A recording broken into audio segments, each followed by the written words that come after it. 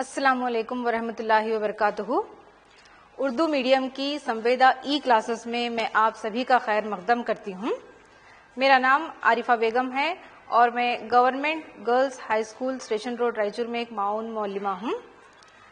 तो जैसा कि हम साइंस की दरसी किताब का पहला सबक क्रॉप प्रोडक्शन एंड मैनेजमेंट यानी फसली पैदावार और इंतज़ाम का पहला हिस्सा हम पिछली क्लास में उसका मुताला कर चुके हैं।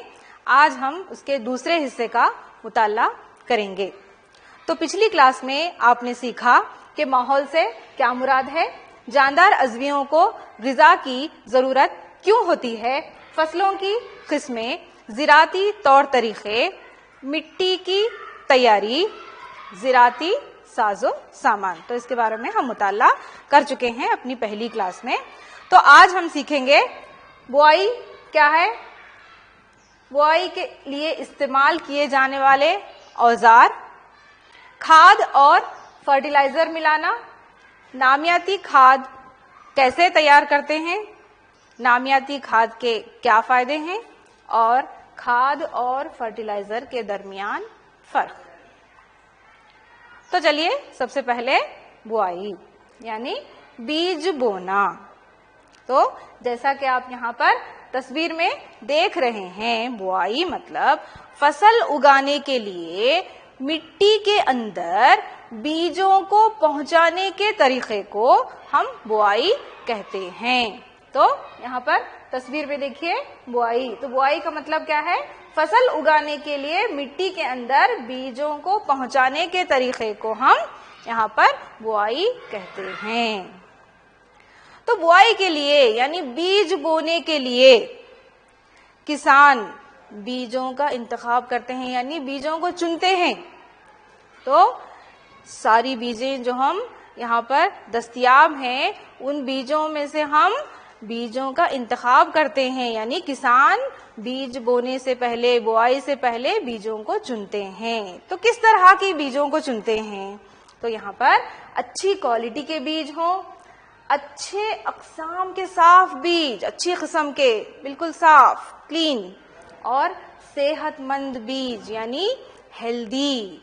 तो इस तरह से ये बीजों का इंतखाब है। यहाँ पर इनकी खुसूसियात हैं जिनकी बुनियाद पर किसान बुआई के लिए बीजों को चुनते हैं, बीजों का इंतखाब करते हैं। तो किस तरह से अच्छी क्वालिटी के हों, अच्छे किस्म के हों और सेहतमंद बीज हों। तो यहाँ पर अच्छे और तंदुरुस्त बीजों को खराब बीजों से किस तरह से अलग करना चाहिए उस पर एक छोटा सा हम वीडियो देखेंगे।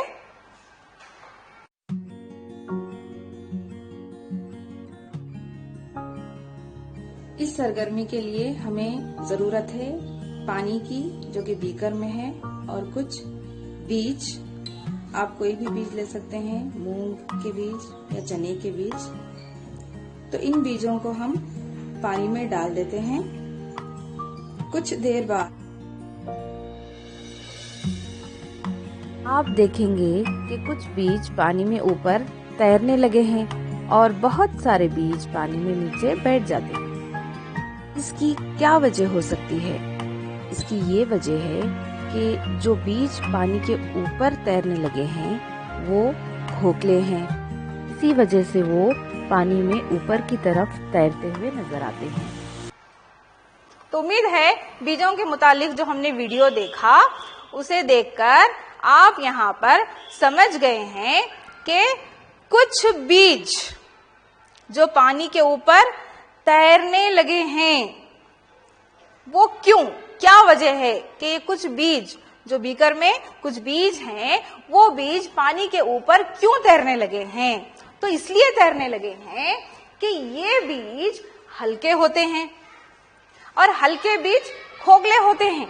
यहाँ पर हल्के बीज खोखले होते हैं, लिहाजा ये पानी के ऊपर तैरने लगते हैं। जैसा कि आपने वीडियो में देखा कि हम बीकर में जब बीज डालते हैं तो कुछ बीज पानी के ऊपर तैरने लगते हैं और कुछ बीज, बहुत सारे बीज जो पानी में नीचे बैठ जाते हैं। तो वो जो ऊपर तैरने वाले बीज हैं वो हल्के होते हैं। हल्के क्यों होते हैं? क्योंकि वो खोखले होते हैं, लिहाजा ये पानी के ऊपर तैरने लगते हैं। तो यहाँ पर बुआई के लिए यानी बीज बोने के लिए जो औजार इस्तेमाल होते हैं वो कुछ इस तरह से हैं। सबसे पहले रिवायती औजार यानी ट्रेडिशनल टूल्स और बीज ड्रिल यानी सीड ड्रिल। तो बुआई के लिए हम यहाँ पर जो किसान औजार इस्तेमाल करते हैं वो या तो रिवायती औजार हैं या फिर बीज ड्रिल हैं।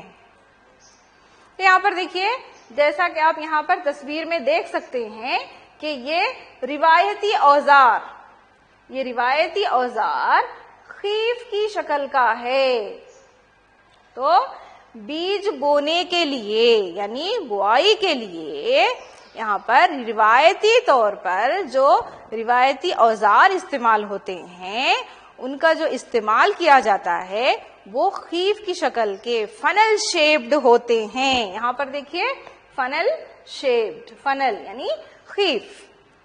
तो इस तरह से बीजों की बुआई होती है।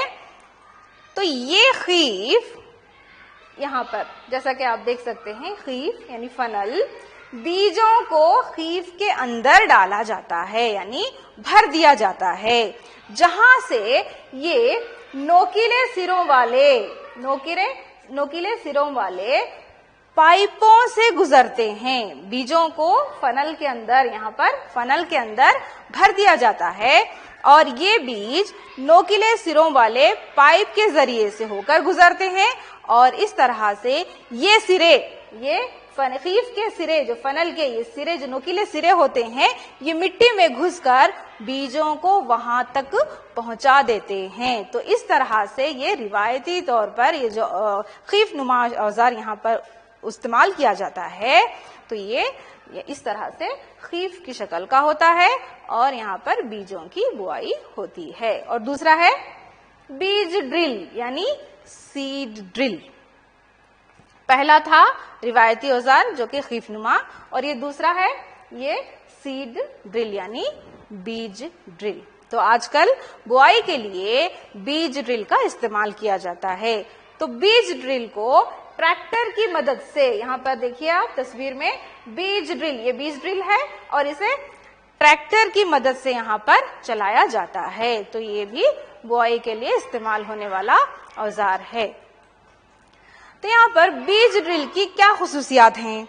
तो बीज ड्रिल जो कि बीज बोने के लिए इस्तेमाल किया जाता है, उसकी खुसूसियात कुछ इस तरह से है। तो सबसे पहले देखिए, बीज ड्रिल के जरिए बीजों को मिट्टी में गहराई तक बोया जा सकता है। तो बीज ड्रिल के जरिए से बीज जो हैं, जो किसान खेतों में बीज बोते हैं, उन्हें मिट्टी में गहराई तक बोया जा सकता है। और यहाँ पर दूसरा देखिए, बीजों को एक साथ तौर पर मुनासिब फासलों पर बोया जाता है।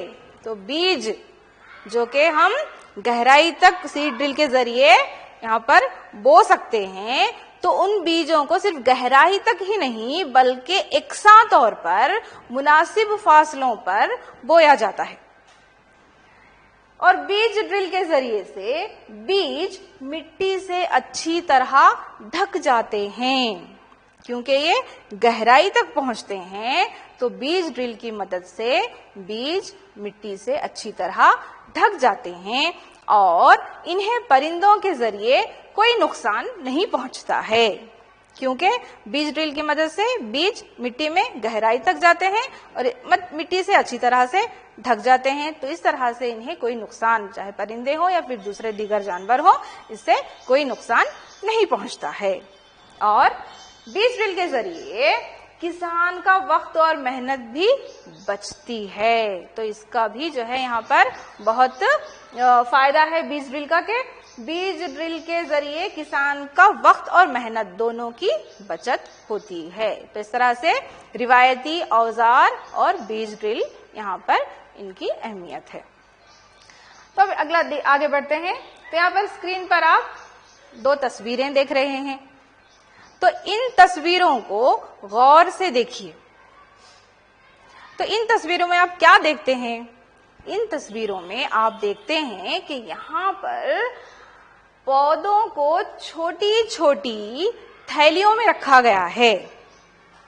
आपने देखा होगा कि यहाँ पर, जैसा कि मैंने यहाँ पर तस्वीरों में दिया, आप देखें कि इन पौधों को छोटी छोटी थैलियों में रखा गया है। तो इन छोटी छोटी थैलियों को क्या कहते हैं, इसे क्या कहते हैं? जहां पर पौधों को छोटी छोटी थैलियों में रखा गया है तो इसे हम नर्सरी कहते हैं। ठीक है। तो मिसाल के तौर पर हम धान की फसल जो है मिसाल के तौर पर लेंगे। तो धान की जो फसल उगाई जाती है वो सबसे पहले यहाँ पर धान की नर्सरी बनाई जाती है। धान, तो इन पौधों के बीजों को सबसे पहले नर्सरी में उगाया जाता है। धान के पौधों को सबसे पहले नर्सरी में उगाया जाता है। देखिए यहाँ पर तस्वीर है, तो ये धान की नर्सरी है। तो सबसे पहले धान के पौधों को नर्सरी में उगाया जाता है। तो नर्सरी के मुतालिक हम एक छोटा सा वीडियो देखेंगे।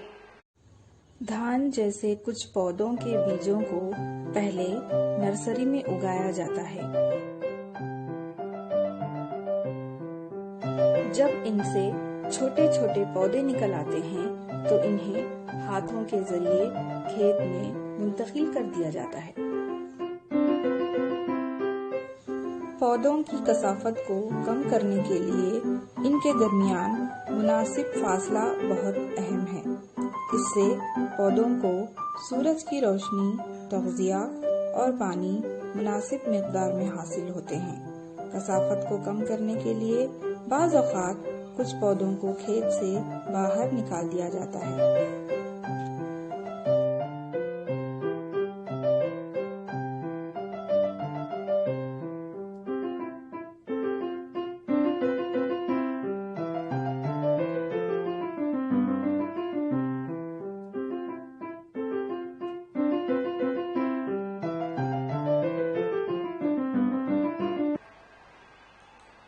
उम्मीद है नर्सरी के मुतालिक आपने एक वीडियो देखा और आप समझ में आया होगा आपको कि नर्सरी किसे कहते हैं। तो यहाँ पर स्क्रीन पर आपको एक तस्वीर नजर आ रही है। तो आपने ये तस्वीर कहीं तो देखी होगी। जी हाँ, ये तस्वीर आपने अपनी साइंस की किताब में देखी है। इस तस्वीर के जरिए से यहाँ पर हम एक अमली काम अंजाम देंगे। तो वो अमली काम है खाद के मुतालिक। तो खाद के मुतालिक यहाँ पर हम एक छोटा सा वीडियो देखेंगे जो कि एक अमली काम के जरिए तहत आपकी किताब में दिया गया है। खाद और फर्टिलाइजर्स वो अशिया हैं जिन्हें पौधों की सेहतमंद नमू के लिए मग़ज़ी की शक्ल में मिट्टी में मिलाया जाता है। चलिए अब देखते हैं कि खाद और फर्टिलाइजर पौधों की नमू पर किस तरह से असर डालते हैं। कुछ मूंग या चने के बीज लेकर इन्हें फूटने दीजिए। इनमें से एक ही साइज के 3 नन्हे पौधे छांट लीजिए। अब 3 खाली गिलास लीजिए। इन पर A, B और C लिख दीजिए। गिलास A में थोड़ी सी मिट्टी लेकर इसमें थोड़ी सी गोबर की खाद मिलाइए। गिलास B में उतनी ही मिट्टी लेकर इसमें थोड़ा सा यूरिया मिलाइए। गिलास C में कुछ मिट्टी लीजिए और इसमें कुछ भी ना मिलाएं। अब इन्हें किसी महफूज मुकाम पर रख दीजिए और रोजाना पानी डालते रहिए। कुछ 7 से 10 दिनों के बाद उनकी नमू में जब हम मुशाहिदा करेंगे तो हमें ये पता लगेगा कि गिलास B में पौधे की नमू गिलास A और C के मुकाबले में बेहतर हुई है। उम्मीद है आपको ये वीडियो समझ आया होगा और यहाँ पर इस सरगर्मी में आपने सीखा, आपने देखा कि जैसा कि आपने वीडियो में देखा 3 गिलास लिए गए थे, तो A गिलास में पौधे की नमू कम हुई है और B गिलास में पौधे की नमू ज्यादा हुई है और C गिलास में पौधे की नमू बहुत ही कम हुई है। तो जैसा कि आपने वीडियो में देखा, तो सबसे ज्यादा नमू पौधे की किस गिलास में हुई है? B गिलास में। तो इस सरगर्मी से आप क्या सीखते हैं? तो यहाँ पर मिट्टी में फर्टिलाइजर मिलाने से पौधों को तग़ज़िया बहुत जल्द फराहिम होता है। तो खाद में पौधों के लिए तग़ज़िया निस्बतन कम होता है और पौधों को तग़ज़िया धीरे धीरे फराहिम होता है। ठीक है, तो इस सरगर्मी से हम यहाँ पर ये मालूम कर सकते हैं कि मिट्टी में फर्टिलाइजर मिलाने से पौधों को तग़ज़िया बहुत जल्द फराहिम होता है। तो गिलास सी में पौधे की नमू में कमी की क्या वजह है, बता सकते हैं आप? तो इसकी वजह यह है कि तग़ज़िये में कमी। गिलास सी में पौधे की नमू में कमी, इसका मतलब है तग़ज़िये में कमी। तो पौधों को तग़ज़िया कैसे फराहिम किया जा सकता है? तो किस तरह से हम पौधों को तग़ज़िया फराहिम कर सकते हैं? तो इसका जवाब है खाद देने से। यहाँ पर देखिए, मिट्टी में खाद मिलाने से पौधों को तग़ज़िया हम फराहिम कर सकते हैं। तो मिट्टी में खाद मिलाने से, तो खाद मिट्टी में मिलाने से यहाँ पर पौधों को तग़ज़िया फराहिम होता है। तो अब मैं एक सवाल पूछना चाहूंगी कि खाद किसे कहते हैं? तो मिट्टी में तग़ज़िया मग़ज़ियात यानी तग़ज़ियात की कमी को पूरा करने के लिए दिए जाने वाले तग़ज़ियाती अज्जा को खाद कहते हैं, जिसे इंग्लिश में हम मैन्योर कहते हैं। तो मिट्टी में तग़ज़ियात की कमी को पूरा करने के लिए दिए जाने वाले तग़ज़ियाती अज्जा को खाद यानी मैन्योर कहते हैं और इस अमल को हम मैन्योरिंग कहते हैं यानी खाद देना कहते हैं। तो खाद देने से यहाँ पर मिट्टी को मग़ज़ियात फराहिम होते हैं। तो खाद से क्या मुराद है? खाद एक ऐसी नामियाती शय है जिसे पौधों या जानवरों के फुजला को तहलील करके हासिल किया जाता है। ठीक है, तो खाद का मतलब क्या है? खाद का मतलब है, खाद के मायने हैं, खाद एक नामियाती शय है जिसे पौधों या जानवरों के फुजला को तहलील करके हासिल किया जाता है। तो यहाँ पर देखिए, स्क्रीन पर आप कुछ तस्वीरें देख रहे हैं। तो किसान क्या करते हैं? पौधों और जानवरों के फुजलात को, पौधों और जानवरों के फुजलात को किसी जगह गड्ढे में उसके अंदर डाल देते हैं। तो किसी जगह यहाँ पर उनके फुजलात को, जानवरों के और पौधों के फुजलात को गड्ढे में डाल देते हैं। तो इसके बाद इस फुजला को यहाँ जबकि हम किसान गड्ढे में डाल देते हैं तो इस फुजला को तहलील होने के लिए छोड़ देते हैं। तो जानवरों और नबातात के फुजला को जब गड्ढे में डालते हैं तो उस फुजला को तहलील होने के लिए छोड़ देते हैं। और ये तहलील का अमल कुछ खुर्द अज़वियों के जरिए अंजाम दिया जाता है। तो यहाँ पर इस फुजला को तहलील होने के लिए जब छोड़ देते हैं तो तहलील का अमल कुछ खुर्द अज़विये जो है यहाँ पर अंजाम देते हैं। तो यहाँ पर पूरे अमल को यहाँ पर समझने के लिए देखिए कि जानवर और नबात, यहाँ पर पेड़ पौधे, इनके फुजलात को गड्ढे में डाल दिया जाता है और इस फुजला को तहलील होने के लिए छोड़ दिया जाता है। और इस तहलील का अमल को अंजाम देते हैं खुर्द अज़विये। इसका मतलब तहलील के अमल को खुर्द अज़विये अंजाम देते हैं और जो तहलील शुदा मादा है वो नामियाती खाद है। यानी इस तहलील शुदा मादे को नामियाती खाद के तौर पर इस्तेमाल किया जाता है। तो एक बार फिर से समझेंगे कि किसान जानवरों और पौधों के फुजला को गड्ढे में डाल देते हैं और उस फुजला को तहलील होने के लिए छोड़ देते हैं और ये तहलील का काम कुछ खूर्द अज़विये अंजाम देते हैं और तहलील शुदा मादे को हम नामियाती खाद कहते हैं और इसे नामियाती खाद के तौर पर इस्तेमाल किया जाता है। ठीक है बच्चों, तो चलिए आगे बढ़ते हैं। तो तहलील शुदा मादा देखिए नामियाती खाद के तौर पर इस्तेमाल किया जाता है। इसे हम मिट्टी में मिलाने पर यहाँ पर पौधों को तग़ज़ियात जो है हासिल होते हैं।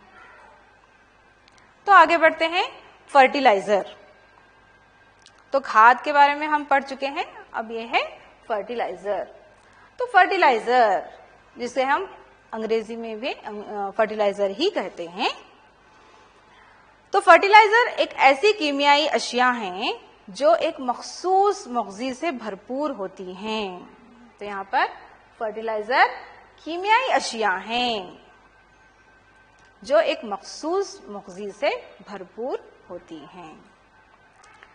तो फर्टिलाइजर, यहाँ पर फर्टिलाइजर कैसे तैयार होता है, कहाँ तैयार होता है? तो फर्टिलाइजर जो है कारखानों में तैयार किया जाता है।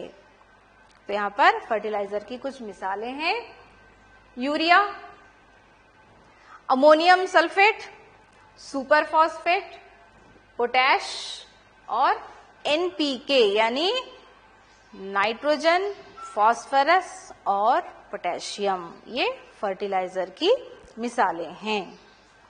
तो खाद और फर्टिलाइजर के बारे में हम यहाँ पर देख चुके हैं। चलिए आगे बढ़ते हैं। तो ये फर्टिलाइजर की मिसालें, जैसा कि मैंने यहाँ पर कहा था, यूरिया, अमोनियम सल्फेट और सुपर फॉस्फेट, पोटैश, ये सारी फर्टिलाइजर की मिसालें हैं। तो एक और है यहाँ पर देखिए फर्टिलाइजर की मिसालें, एनपीके, एन मतलब नाइट्रोजन, पी फास्फोरस, के पोटेशियम। तो ये सारी फर्टिलाइजर की मिसालें हैं। तो फर्टिलाइजर के इस्तेमाल से नुकसानात भी हो सकते हैं। तो इसके इस्तेमाल से होने वाले नुकसानात क्या हैं? तो फर्टिलाइजर के ज्यादा इस्तेमाल से मिट्टी की जरखेजी में कमी आती है और फर्टिलाइजर आबी आलूदगी का जरिया भी बन सकते हैं। तो ये जो है फर्टिलाइजर के इस्तेमाल से होने वाले नुकसानात हैं। तो देखिए एक बार फिर से, तो फर्टिलाइजर से यहाँ पर जो नुकसानात होते हैं, तो सबसे पहला है उसमें फर्टिलाइजर के ज्यादा इस्तेमाल से मिट्टी की जरखेजी यानी फर्टिलिटी उसमें कमी आती है। तो दूसरा है फर्टिलाइजर आबी आलूदगी का जरिया बन सकते हैं। आबी आलूदगी यानी वाटर पॉल्यूशन। तो फर्टिलाइजर आबी आलूदगी का जरिया भी बन सकते हैं। तो मिट्टी की जरखेजी को बरकरार रखने के लिए हमें फर्टिलाइजर की जगह नामियाती खाद का इस्तेमाल करना चाहिए, क्योंकि फर्टिलाइजर के इस्तेमाल से नुकसानात हो सकते हैं। तो इसीलिए मिट्टी की जरखेजी को यानी फर्टिलिटी को बरकरार रखने के लिए हमें फर्टिलाइजर की जगह नामियाती खाद का इस्तेमाल करना चाहिए। तो अब नामियाती खाद का इस्तेमाल करना चाहिए, फर्टिलाइजर के नुकसानात हैं, तो नामियाती खाद का इस्तेमाल करना चाहिए मतलब इसके कुछ फायदे होते हैं। तो क्या फायदे हैं? तो नामियाती खाद के ये फायदे हैं, यहाँ पर देखिए, मिट्टी में पानी को रोक कर रखने की सलाहियत में इजाफा होता है। नामियाती खाद के इस्तेमाल से मिट्टी में पानी को रोक कर रखने की जो सलाहियत होती है मिट्टी की, उसमें इजाफा होता है यानी ज्यादती होती है।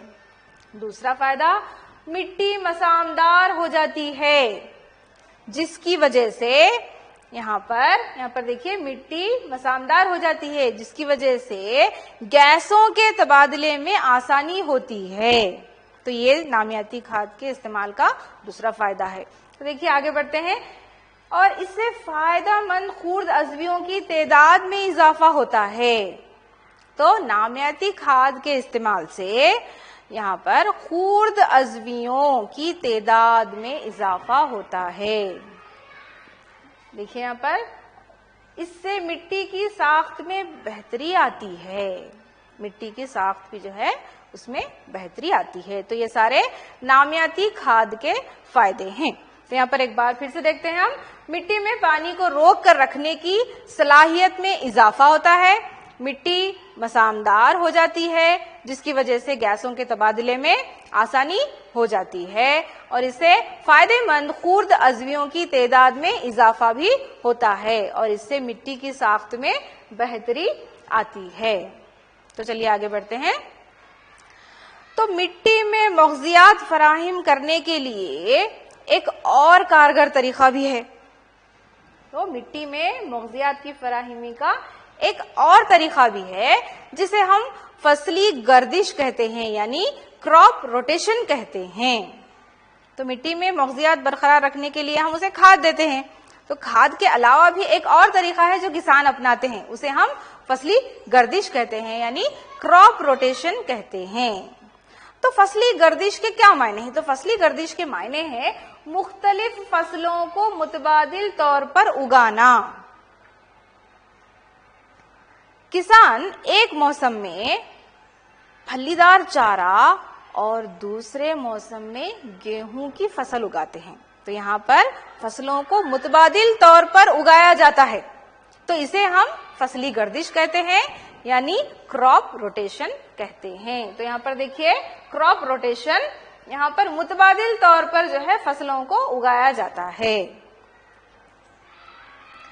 तो फसली गर्दिश में फलीदार पौधों को उगाने से क्या फायदे हैं?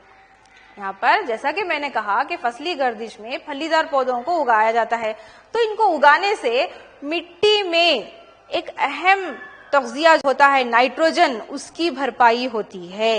यहाँ पर ये फलीदार पौधों की जड़ें हैं, उसकी एक तस्वीर है ये। तो यहाँ पर फलीदार पौधों को उगाने से मिट्टी में नाइट्रोजन की भरपाई होती है। तो इनकी जड़ें, जो फलीदार पौधे जो होते हैं, उनकी जड़ों की गांठों में, जैसा कि हमने पिछली तस्वीर में यहाँ पर देखा कि इनकी जो है जड़ों में गांठें होती हैं, यानी नोड्यूल्स जिसको हम इंग्लिश में कहते हैं। तो इनकी गांठों में राइजोबियम नामी एक बैक्टीरिया पाया जाता है। तो फलीदार पौधों की जड़ों में राइजोबियम नामी एक बैक्टीरिया पाया जाता है, उनकी जड़ों की गांठों में, नोड्यूल्स में। तो ये बैक्टीरिया फिजाई नाइट्रोजन को मुतय्यन करता है। तो इसीलिए फलीदार पौधों की जड़ों में जो के बैक्टीरिया पाए जाते हैं, जो कि नाइट्रोजन यहाँ पर उसको मुतय्यन करते हैं, इसीलिए फलीदार पौधों को यहाँ पर फसली गर्दिश के दौरान फलीदार पौधों को उगाया जाता है। तो उम्मीद है आपको आज का सबक अच्छी तरह से, जो मैंने आज यहाँ पर इन सारे नुकात के बारे में यहाँ पर मुताला किया है हमने, ये अच्छी तरह से आप समझ गए होंगे। तो हम यहाँ पर आज हमने सीखा बुआई क्या है, यानी बीज बोना क्या है। बुआई के लिए इस्तेमाल किए जाने वाले औजार कौन से हैं? वो दो हैं, रिवायती औजार और सीड ड्रिल। तो खाद और फर्टिलाइजर मिलाना, खाद किसे कहते हैं, फर्टिलाइजर किसे कहते हैं, खाद और फर्टिलाइजर के दरमियान क्या फर्क है। तो नामियाती खाद कैसे तैयार की जाती है? तो नामियाती खाद कैसे तैयार की जाती है? तो किसान क्या करते हैं, यहाँ पर जानवरों और पौधों के फुजला को एक गड्ढे में डालते हैं और उसे तहलील करने के लिए छोड़ देते हैं, और ये तहलील का अमल कुछ अज़विये अंजाम देते हैं, और इस तरह से वो तहलील शुदा मादा खाद के तौर पर इस्तेमाल किया जाता है। तो ये आज हमने सीखा। तो नामियाती खाद के क्या फायदे हैं? नामियाती खाद के फायदे हमने उसके बारे में मुताला किया। खाद और फर्टिलाइजर के दरमियान फर्क, कि खाद और फर्टिलाइजर, यहाँ पर खाद की जगह पर हम फर्टिलाइजर अगर यूज करेंगे तो फर्टिलाइजर के नुकसानात हैं, इसीलिए बेहतर किसानों को ये सलाह दी जाती है कि फर्टिलाइजर के मुकाबले में खाद, नामियाती खाद का वो इस्तेमाल करें। तो उम्मीद है आज का इतना सबक आपको समझ में आ गया होगा। तो चलिए आगे बढ़ते हैं क्विज की तरफ। कुछ सवालात हैं यहाँ पर। तो सबसे पहला सवाल है, इनमें से कौन सी जोड़ी गलत है? इनमें से कौन सी जोड़ी गलत है? बुआई के लिए हमेशा सेहतमंद बीज का इंतखाब करना चाहिए। नामियाती खाद का इस्तेमाल फायदेमंद है। बुआई के लिए दरकार बीज का इंतखाब उनका रंग देखकर करना चाहिए, या फिर फलीदार पौधों की जड़ों की गांठों में राइजोबियम बैक्टीरिया पाए जाते हैं। तो इनमें से कौन सा जुमला गलत है? तो सही जवाब है, बुआई के लिए दरकार बीज का इंतखाब इनका रंग देखकर करना चाहिए। तो ये जुमला जो है यहाँ पर गलत है। तो चलिए आगे बढ़ते हैं दूसरे सवाल की तरफ। इस ज़िराती औजार का नाम क्या है? इस ज़िराती औजार का नाम है, यहाँ पर 4 जवाब दिए गए हैं, बेलचा, हल, कल्टीवेटर और खीफ। तो सही जवाब है हल। तीसरे सवाल की तरफ बढ़ते हैं। फलीदार पौधों को उगाने से मिट्टी में कौन से मुग़ज़ी की भरपाई होती है? तो यहाँ पर 4 जवाब दिए गए हैं आपको। सबसे पहला है नाइट्रोजन, पोटाश, दूसरा पोटाश, तीसरा सुपर फॉस्फेट और चौथा है कोई नहीं। तो इनमें से एक जवाब तो सही होगा ही। तो क्या जवाब हो सकता है इसका? तो सही जवाब है नाइट्रोजन। तो फलीदार पौधों को उगाने से मिट्टी में नाइट्रोजन की भरपाई होती है। तो चलिए आगे बढ़ते हैं चौथे सवाल की तरफ। फर्टिलाइजर के खुसूसियात, इनमें से फर्टिलाइजर की खुसूसियात कौन से हैं? तो सबसे पहला है फर्टिलाइजर को कारखाने में तैयार किया जाता है। दूसरा, मिट्टी की जरखेजी में कमी आती है। तीसरा, ये आबी आलूदगी का जरिया बनते हैं। और चौथा, इनमें से सभी। तो फर्टिलाइजर की खुसूसियात कौन सी है? तो सही जवाब है इनमें से सभी, यानी फर्टिलाइजर की इस्तेमाल से यहाँ पर मिट्टी की जरखेजी में कमी आती है, आबी आलूदगी का जरिया बनते हैं और इन्हें कारखाने में तैयार किया जाता है। तो सारी जो है फर्टिलाइजर के खुसूसियात हैं। ठीक है, तो आगे बढ़ते हैं अगले सवाल की तरफ। किसानों को सलाह दी जाती है कि नामियाती खाद का इस्तेमाल करें, फर्टिलाइजर का इस्तेमाल करें, फलीदार पौधों को उगाएं, या फिर ए और सी। तो इनमें से कौन सा सही जवाब है? चलिए देखेंगे। सही जवाब है ए और सी। ए यानी नामियाती खाद का इस्तेमाल करें, ये सलाह दी जाती है किसानों को, और सी मतलब फलीदार पौधों को उगाएं। तो यहाँ पर उम्मीद है आपको ये सबक अच्छे से समझ में आया होगा। तो आज के सबक के जो यहाँ पर नुकात आप मुताला कर चुके हैं, उस पर मैंने कुछ सवालात यहाँ पर आपको होमवर्क के तहत दिए हैं। तो इन सवालात के जवाबात आप ढूंढकर अपनी कॉपी में लिखिए। तो पहला सवाल है, खाद और फर्टिलाइजर के दरमियान क्या फर्क है? लिखिए। दूसरा सवाल, खाद के इस्तेमाल से क्या फायदे हैं? लिखिए। और तीसरा सवाल है, कोई 5 फलीदार पौधों के नाम लिखें। तो ये सवालात आपको होमवर्क के तहत दिए गए हैं। तो आप इन सवालात के जवाबात ढूंढकर अपनी कॉपी में लिखिए, जो कि आप आज इस सबक का दूसरे हिस्से का यानी क्रॉप प्रोडक्शन एंड मैनेजमेंट यानी फसली पैदावार और इंतजाम का दूसरा हिस्सा जो है उसका मुताला हम कर चुके हैं। तो अगली क्लास में हमारी फिर से मुलाकात होगी। तब तक के लिए अपना ख्याल रखें। जज़ाकल्लाह। अल्लाह हाफ़िज़।